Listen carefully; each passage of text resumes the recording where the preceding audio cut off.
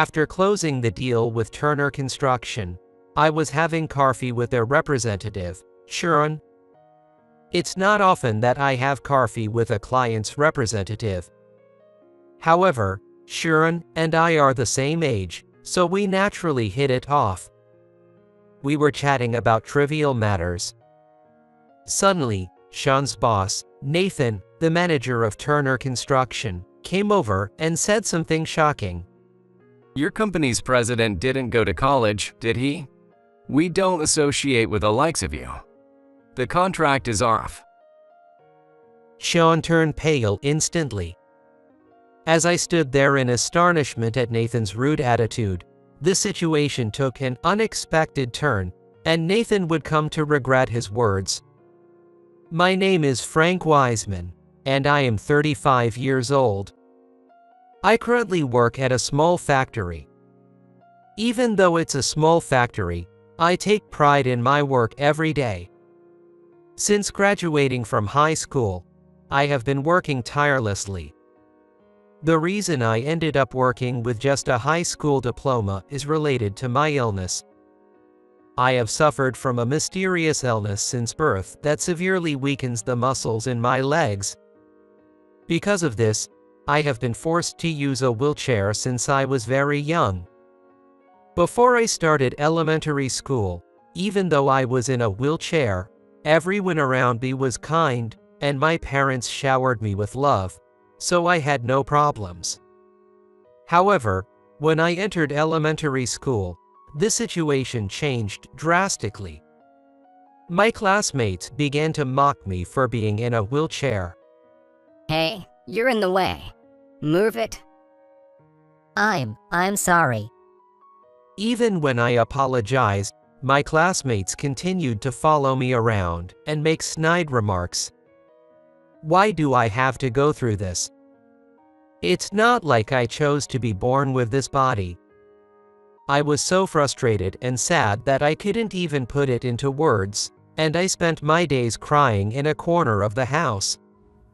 Even though I wanted to talk to my parents, I didn't want to make them sad by telling them about my troubles. So, I kept the bullying at school a secret. I had no choice but to endure the pain alone. Over time, I became a child who couldn't express myself because I was so worried about what others thought of me. But then one day, as I was wheeling myself home, I hit a rock on the path and fell over with my wheelchair. I did it again. Back then, children's wheelchairs weren't widely available, so I used a wheelchair meant for adults. Because of this, it was a bit hard to maneuver, and I often tripped over stones. Usually, my parents or some kind person would be nearby to help me, but that day, no one was around. With my weak leg muscles, I couldn't get up by myself. What should I do? As I was feeling hopeless, my classmates happened to pass by and approached me. Even though they always teased me, I had no choice but to ask them for help to get up. I mustered up the courage and asked, I'm sorry. Could you help me get up? But the words that came back from my classmates plunged me into despair. They were holding their stomachs, laughing. Why should we help you? We don't have any obligation to. Handle it on your own. They just laughed at me without offering any help. You can't even handle your wheelchair properly. They said even more hurtful things. I was angry at myself for not being able to talk back. Just then, a man in his 40s and a woman, who seemed to be his wife, came out of a small factory nearby, having heard the commotion, and helped me. What are you thinking? It's terrible to just laugh and not help someone in need right in front of you.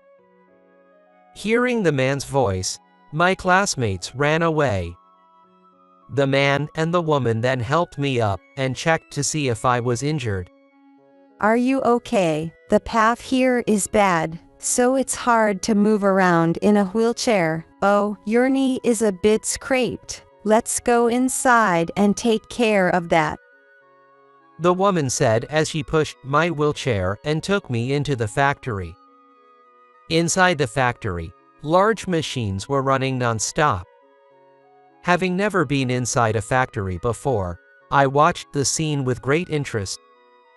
The woman then disinfected my knee and put an adhesive bandage on it. Even during this, I was captivated by the busy machines and employees. The man who helped me spoke up. Are you curious about that machine? It makes car parts. Car parts. I asked, puzzled. Yes, that's right. Without the parts we make, cars wouldn't run. It's a small factory, but isn't it impressive? The man said with a smile. I was amazed at how a car wouldn't run without just one part, and I continued to look around the factory. The man then made me an offer. Are you interested in this factory? You can come by any time. My name is Henry Ford, and I'm the president of this factory. You're always welcome here. Henry's wife nodded enthusiastically beside him. Really? Thank you so much. I said in a loud voice. Henry, surprised by my loud voice, still replied, "Of course." At that moment, I was drawn to the unknown world of the factory. I genuinely wanted to see more of the work inside the factory. From that day on, I started visiting Henry's factory almost every day, participating in the work there. Though I was still an elementary school student, Henry never gave me actual work. However, he taught me simple tasks in a playful manner, and I became more and more fascinated by the factory. I used to hate living in a wheelchair, but now I looked forward to stopping by Henry's factory after school, and the wheelchair didn't bother me anymore. Even though some of my classmates still teased me for being in a wheelchair, I didn't care about that anymore. My parents, who had seen me become a brighter person, were also happy. And so, I began to enjoy my daily life. One day, as usual, I was wheeling myself to the factory along the familiar path. I wondered what new things I would learn today. With excitement, I headed to the factory. Just then, my mean classmates showed up in front of me again. I had a bad feeling and tried to avoid them, but they blocked my way like a high wall. They started hurling cruel words at me. Hey, you're a walking pollution. You shouldn't be on the streets. You're in the way. A walking pollution. It's true that my wheelchair might take up some space, but saying that is too cruel. As I was looking down, I heard a loud voice from behind. Enough already. The road doesn't belong to you. Why are you acting so high and mighty? It was Henry. My classmates had a look of panic on their faces when they heard Henry's voice. Do you even know what pollution means? Pollution refers to people like you. What's so fun about mocking someone who hasn't done anything wrong? Henry's face turned red with anger. Once again, my classmates ran away. At that moment, Henry looked like a hero to me. As I stood there in shock, Henry said, Don't let people like that say whatever they want. If something bothers you, say it. Be stronger. But I'm in a wheelchair, so it's just the way it is. The moment I said that, Henry's expression twisted a bit. So what? Whether you're in a wheelchair or not doesn't matter. Have more confidence in yourself. Besides, you're going to be an amazing engineer someday, right? An amazing engineer. Hearing Henry's words made me happy.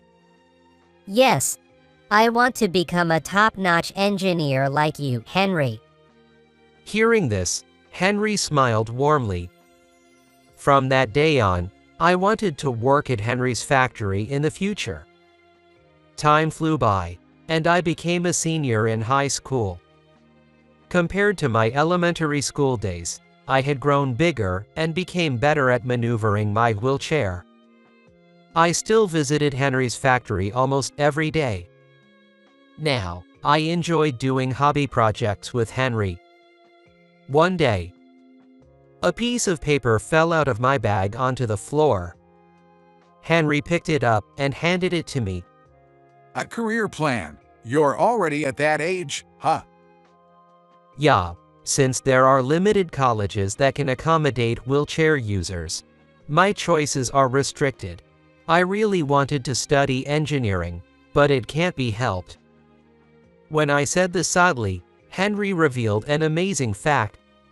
Is that so? I only graduated from high school and took over this factory from my father, so I never went to college. But I have no regrets. Starting work here earlier than anyone else allowed me to learn so much. His words were an eye-opener for me. I see.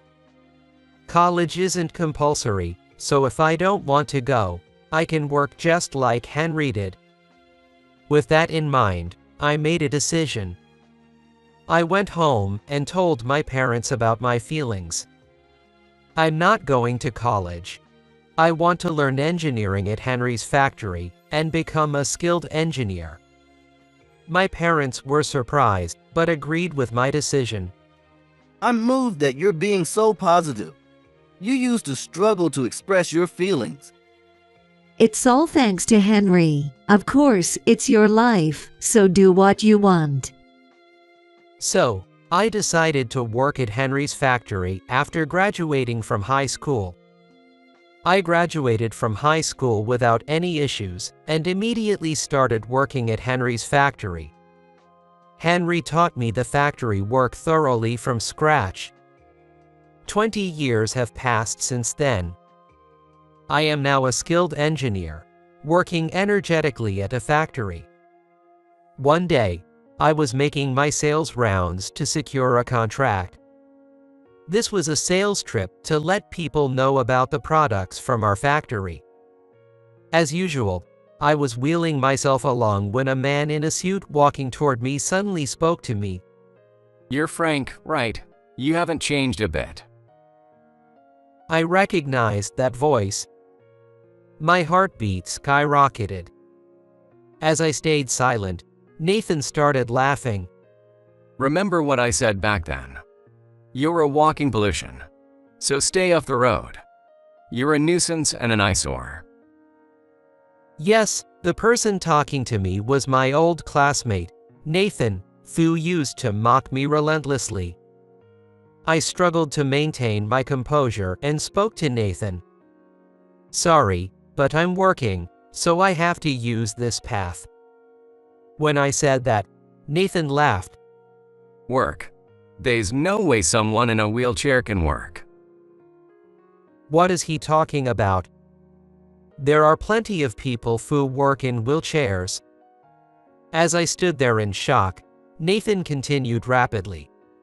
If people in wheelchairs work, they'd just be a nuisance. At least in my company, there are no people in wheelchairs. I'm a manager at a famous company now, and I'd never hire someone in a wheelchair.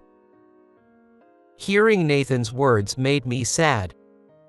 There are many people in this world who have mobility issues and use wheelchairs. It's awful to have such a biased view. Talking to Nathan any further would be pointless and only make me more frustrated. With that thought, I tried to leave quickly. But Nathan wouldn't let me go.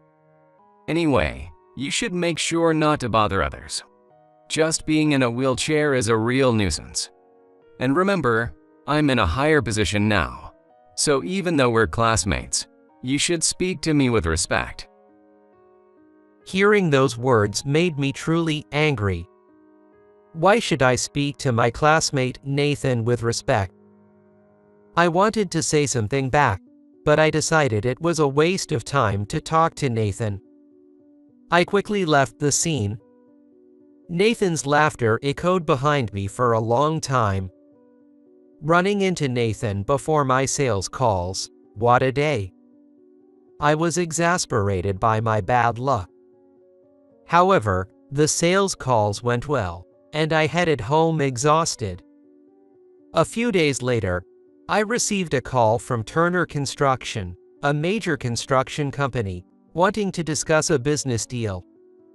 Finally, the time had come, and I excitedly headed to the meeting place. But once again, I would face a nightmare. I arrived at Turner Construction's entrance. There was a step at the entrance, making it difficult to get in. But this was nothing new. Wherever I go, if the place isn't wheelchair accessible, I have to think about how to get around. As I was considering my options, a kind voice came from behind. Are you okay? Let me give you a little push from behind. It was Sean, the representative. With Sean pushing my wheelchair from behind, I somehow managed to get inside the building. Thanks a lot. I really appreciate it. When I said that, Sean apologized with a regretful look. I'm sorry our company isn't wheelchair accessible. It would be better if it were. Just then, a loud voice came from in front of me. At that moment, I felt a chill run down my spine. We don't need wheelchair access. People in wheelchairs have no business coming to this company. To my surprise, it was Nathan standing right in front of me. Nathan started staring at me in shock. Why are you here? This isn't a place for you. Sean watched in astonishment. Oh, you two know each other. As soon as Sean said that, Nathan started laughing. We were classmates in elementary school. It's really annoying to know someone like him, a burden on society. So, why are you here? Nathan glared at me arrogantly. I had nothing to fear. I honestly explained that I was here for a business meeting with the company. But Nathan, with a nasty smile, said, A business meeting? You having a business meeting with this company? What could you possibly have to discuss? Well, good luck. I don't think this company will ever sign a contract with you. Nathan said whatever he wanted and walked away. I couldn't understand why I had to endure Nathan's insults, but I didn't have time to bother with him. Sean looked at me apologetically and said, Nathan is always like that. I'm really sorry. What a terrible boss, making even his subordinates feel this way. I couldn't believe it, but I pulled myself together and proceeded with the business meeting. In the conference room I was shown to, I explained our products. Sean nodded as he listened, and the meeting went smoothly. Would you like to grab a coffee afterward? There's a nice wheelchair-accessible cafe nearby. It's rare to find a wheelchair-accessible cafe. Sean must have found it for my sake. Grateful for his thoughtfulness, I agreed to go to the cafe. We arrived at the cafe and enjoyed delicious coffee at a table. Sean and I, being the same age, naturally hit it off. Just then, the cafe door opened, and Nathan walked in, approaching us. Is the meeting over? I heard at the office that your company's president didn't go to college. It's unheard of for a president to be a high school grad these days. Nathan said this and started laughing. There are plenty of capable people out there, even without a college degree. Sean said, visibly shaken, but Nathan's laughter didn't stop. What are you talking about? High school grads are just useless. And hiring someone in a wheelchair like this must be because they're incompetent. Incompetent. Time seemed to stop for a moment. I had endured everything Nathan said until now, but this was the limit. Why do I have to put up with this? I started shaking with anger. Then Nathan repeated the same words and said something unbelievable. Your company's president didn't go to college, did he? We don't associate with the likes of you. The contract is off. I was stunned. I couldn't believe how ridiculous Nathan was. Meanwhile, Sharon turned pale. Nathan, do you realize what could happen if you make such decisions on your own? Nathan laughed, clutching his stomach. It's obvious we shouldn't be making any deals with someone like him. Sean was so shocked he couldn't respond. At that moment, I made a big decision. Talking here won't solve anything. Let's go back to Turner Construction and discuss this further. When I said this, Sharon replied with a trembling voice, and Nathan started to get angry. There's nothing to discuss. We should just cancel the contract right here and now. No, the deal was already finalized, so we need to discuss it again. When I said that, Nathan looked annoyed. I don't care what happens anymore. Sharon muttered in a small voice. Then Sharon started contacting someone on the phone. We returned to Turner Construction and entered the conference room again. As soon as we entered, Nathan started yelling at me. Hurry up and cancel the contract. I'm not like you. I'm busy. Sean and I stayed silent. I had already made up my mind. After a moment of silence, I began to speak decisively. It's unfortunate, as I thought we could have a good partnership with Turner Construction. But since Nathan wants to cancel the contract, we will void this $500 million deal. What? As I said, we'll void the $500 million contract as you wishes. Nathan looked at me in disbelief. $500 million. I wasn't informed of such a large transaction. Just then, a loud voice came from the entrance of the conference room. Of course not. This project was kept confidential. Douglas. The voice came from Douglas, the president of Turner Construction. Douglas glared at Nathan with a furious expression. When Sean contacted me, I thought it was a joke, but I was shocked when I came. Were you really about to cancel an important contract on your own? Nathan froze at Douglas's words. Realizing he couldn't handle it alone, Sharon had contacted Douglas from the cafe. That is... What is it? Explain it so I can understand. Nathan began to say something outrageous in a trembling voice.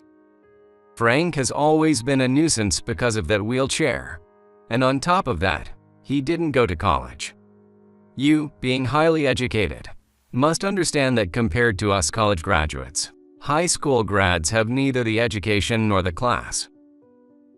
There's no benefit to our company in dealing with someone like him. And his company's president is also a high school grad. Douglas burst into laughter. Nathan, who had been watching intently, looked shocked. You're wrong. Frank being in a wheelchair is not his fault. How can you think that people are a nuisance just because they're in wheelchairs? And who are you to say that high school grads have no education or class? It's your head that's messed up for saying something so outrageous with a straight face. Nathan couldn't respond to the truth and looked down. Douglas then began to reveal an astonishing fact. And Frank is not someone you can speak lightly of. He is the CEO of Ford Industries. Ford Industries. Nathan fell silent, seemingly deep in thought. Then Sharon spoke up. Ford Industries is one of the top 3 companies in the U.S. Hearing this, Nathan's eyes widened in surprise. There's no way he's the president of such a big company. This must be some mistake. Even at this point, Nathan refused to acknowledge that I was the president. Douglas let out a big sigh. This $500 million contract was crucial for our company's future, and you were about to ruin it. Nathan timidly asked Douglas, What exactly is this contract about? Hearing this, Douglas exploded with anger. You were about to cancel the contract without even knowing what it was about. How irresponsible can you be? I'm sorry. Douglas was right. It's shallow to cancel a deal just because I'm in a wheelchair and didn't go to college. Then Douglas revealed even more. Nathan, do you know about the big event happening in the US next year? The Olympics? That's right. Our country will finally host the Olympics next year, and after that, the Paralympics will be held. Ford Industries is a sponsor for the Paralympics and is currently rushing preparations for the venue. Nathan looked shocked. A sponsor. Why would his company sponsor the Paralympics? I can't believe they have that kind of money. Douglas let out another big sigh. Sean showed some documents to Nathan. Nathan looked at the documents and fell silent. The top seller of wheelchairs in the US. Yes, Frank's company is the #1 wheelchair manufacturer in the US. Douglas also raised his voice in surprise at Sean's words. Ford Industries manufactures and sells wheelchairs, and their technology is highly praised internationally. Frank kindly decided to sponsor the Paralympics to showcase this technology. For the Paralympics, a barrier-free venue is essential. Frank came to my company to propose building those barrier-free facilities. I didn't know any of this. Nathan said, his body trembling with shock. Seeing Nathan so flustered for the first time, I found it somewhat amusing. You used to call me a pollution, didn't you? Now that you know I'm involved in such a big project, do you still think the same?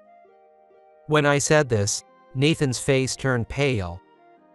Yes, I had taken over Henry's factory and now worked as the president. The turning point was 8 years ago. Henry had called me with a serious look on his face.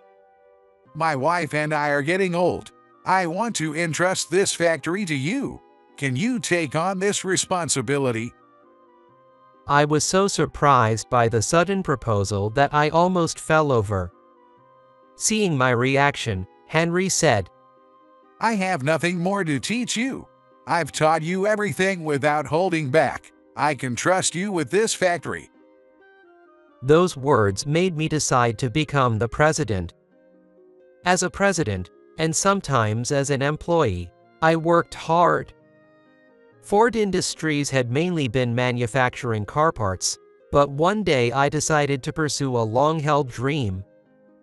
That dream was to be involved in wheelchair manufacturing. As a child, I struggled to handle a wheelchair. There were also places where I needed help, which always frustrated me. I thought if I could be involved in designing and manufacturing wheelchairs, I could create the ideal wheelchair. I thought that way. After a year of working on wheelchair manufacturing, I succeeded in creating my ideal wheelchair. When it was released, it sold like hotcakes. It became popular for being easy for children to handle and hard to tip over, and now it's even sold overseas. Currently, it's known as one of the most sought-after wheelchairs. Even with my busy schedule, I had another dream. That was to be involved in the Paralympics. As a child, I loved watching the Paralympic broadcasts on TV, seeing people with similar disabilities excel. Watching them made me dream that I could do anything. Fortunately, the Paralympics will be held in the US next year. I realized this was my chance and decided to sponsor the Paralympics. By sponsoring the Paralympics, I could show the world how important wheelchairs are. And people would understand the importance of barrier-free environments. With this in mind, I negotiated with a famous construction company, Turner Construction, for their cooperation. Given the large amount of money involved, I asked Douglas to keep this deal confidential. Therefore, Nathan hadn't heard about it. In the silence of the conference room, Douglas shouted at Nathan, Nathan, have you always looked down on people in wheelchairs like that? That means you've been looking at my daughter the same way, haven't you? Your daughter? Nathan asked in a trembling voice, and Douglas began to speak heavily. My daughter has the same condition as Frank and has had bad legs since she was a child, using a wheelchair. She was mocked a lot growing up and had a really tough time. But thanks to Frank's wheelchair, she changed. She became more cheerful and started going out more. I can only thank Frank for developing that wheelchair. Douglas said with a distant look in his eyes. I also used to hate going out in a wheelchair like your daughter. But I'm glad the wheelchair I developed has been useful. When I said that, Nathan fell silent. Seeing this, Douglas began to get angry. By the way, Nathan, from what I've been hearing, you've been calling Frank this jerk. Speak to him respectfully. You have no right to call him this jerk. Nathan looked at me with a face that was hard to read, whether he was reflecting or not.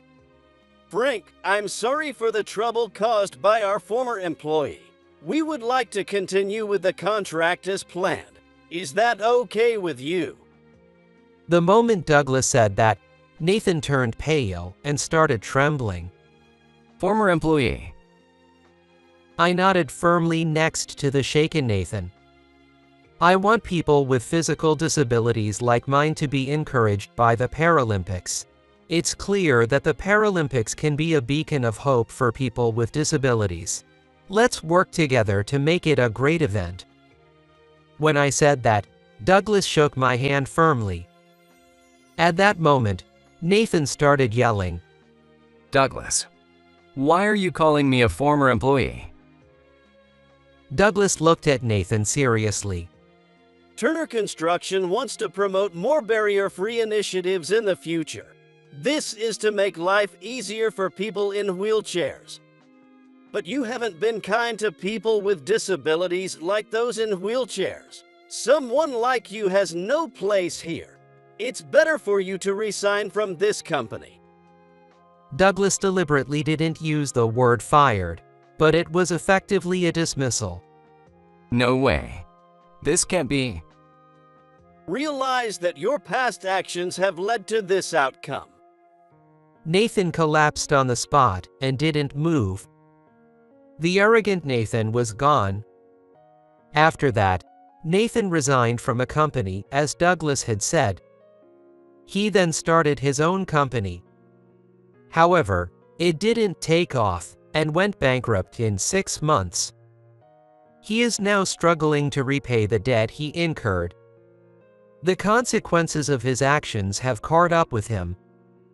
Remembering that our current actions shape our future, I hope he becomes a bit kinder to people. The Paralympics were held grandly. The hundreds of wheelchairs I provided were used by spectators with disabilities. The barrier-free buildings constructed by Turner Construction were praised by many people with disabilities. If my younger self could see me now, I'm sure he would be proud. I will continue to actively work towards creating a city that is kind to people with disabilities.